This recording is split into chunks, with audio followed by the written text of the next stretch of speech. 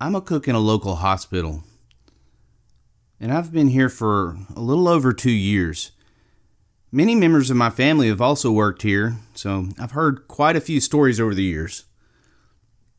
One of which always intrigued me, and it's about a nurse named Sarah who died in the early 1900s. The story goes that she was a nurse in the old birthing unit. She became pregnant and her own child died in the hospital shortly after it was born.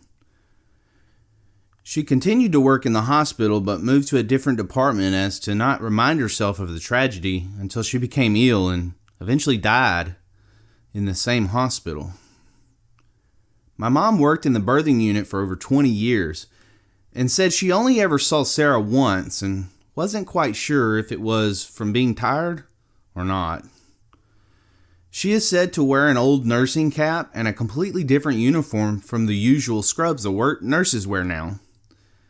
The decision was made about 5 years ago to close the birthing unit in our hospital and become a simple critical access building, transferring out more serious cases. When the birthing unit was deconstructed and renovated, the unusual activity started up again. It had been quite a few years. Beds became overturned, lights broken out, personal belongings were strewn across the floor of the locker room. No real sightings of Sarah happened, but most of the older employees assumed that was the source of the activity. The hospital didn't go under much more renovation until about 3 weeks ago. Our entire ground floor is being gutted and rebuilt.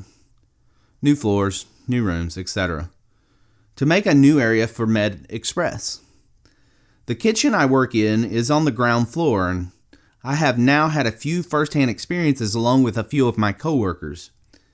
The first of which occurred in the woman's bathroom.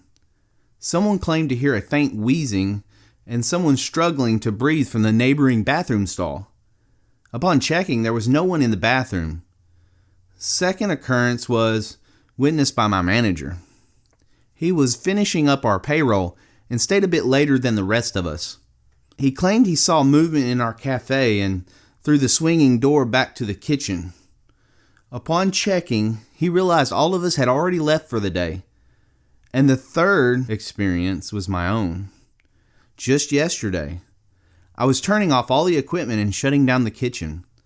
My coworker was delivering trays upstairs and my manager had already left for the day. I was in the dish room and I heard a pan hit the floor. As I walked around the corner to look, I saw what looked like a girl with the same cooking attire as me move quickly around the shelves and toward the stockroom. I didn't think anything of it. I assumed it was my coworker until she came through the entrance door beside me just a minute later. There's no entrance to that part of the kitchen other than the door next to the dish room. I told my coworker and we went to see who or what I saw, and no one was in the kitchen with us. I'm still not sure how to explain what I saw, but I know it couldn't have been anything human. Hey guys, thanks for watching. Hope you enjoyed this video. Hey, leave me a comment. Tell me what you think about this new microphone. I'm playing around with different positions and different settings on it.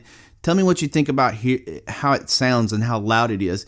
I know the last video was a little low, and that's because when I recorded it in Audacity at half volume, and I didn't realize it was that low until after I rendered the video. If you've made it this far, I am planning a pretty interesting Halloween special. I'm going to be releasing it on the Sunday before Halloween because I actually work on Halloween. Stay tuned for that. It's going to be a mix of paranormal stories, true stories, at least one creepypasta. So I hope you enjoy. And remember, be good to each other.